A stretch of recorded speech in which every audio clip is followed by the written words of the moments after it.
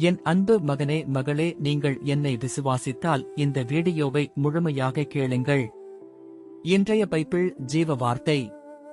நீங்கள் உலகத்தை ஜெயிப்பதற்கு உருவாக்கப்பட்டவர்கள்.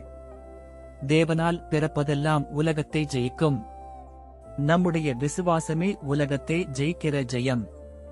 இயேசுவானவர் தேவனுடைய குமாரன் என்று விசுவாசிக்கிறவனேயன்றி உலகத்தை ஜெயிக்கிறவன் யார்? 1 யோவான் 5:4-5. என் அன்பு பிள்ளைகளே, நீங்கள் இந்த உலகத்தை ஜெயிப்பதற்காக உருவாக்கப்பட்டவர்கள்.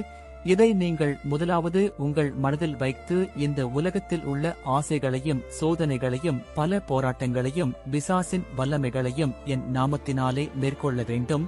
நீங்கள் இதையெல்லாம் மேற்கொள்வதற்கு உங்கள் விசுவாசத்தை பயன்படுத்த வேண்டும். என்னை பலப்படுத்துகிற கிறிஸ்துவினாலே எல்லாவற்றையும் செய்ய எனக்கு பலனுண்டு. பிலிப்பியர் 4:13. கிறிஸ்துவுக்குள் எப்பொழுதும் எங்களை வெற்றி சிறக்க பண்ணி எல்லா இடங்களிலேயும் எங்களைக் கொண்டு அவரை அறிகிற அறிவின் வாசனையை வெளிப்படுத்துகிற தேவனுக்கு ஸ்தோத்திரம். 2 கொரிந்தியர் 2:14.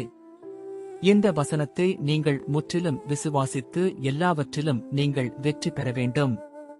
இந்த வசனமானது உங்களுக்கும் உங்கள் குடும்பத்தில் உள்ள அனைவருக்கும் இந்த உலகத்தில் வாழும் அநேகருக்கும் ஆறுதலாகவும் உற்சாகமளிப்பதாகவும் இருக்கிறது அல்லவா? இன்னும் உங்களிடத்தில் காணப்படுகிற சோர்வு, தோல்வி இப்படிப்பட்ட மனப்பான்மையை மாற்றுவதாகவும் இருக்கிறது அல்லவா? உங்களுடைய எல்லா சூழ்நிலைகளிலும் என்னுடைய வார்த்தையை நீங்கள் பயன்படுத்தி கிறிஸ்துவாகிய எண்ணில் பலப்படுங்கள். நீங்கள் இந்த உலகத்தை ஜெயிப்பதற்கு உருவாக்கப்பட்டவர்கள். உங்கள் விசுவாசமே இந்த உலகத்தை ஜெயிக்கிற ஜெயம். ஆமென். நீங்கள் என்னை விசுவாசித்தால் ஆமென் சொல்லுங்க. நான் உங்களையும் உங்கள் குடும்பத்தார் அனைவரையும் ஆசிர்வதிப்பேன். ஆமென்.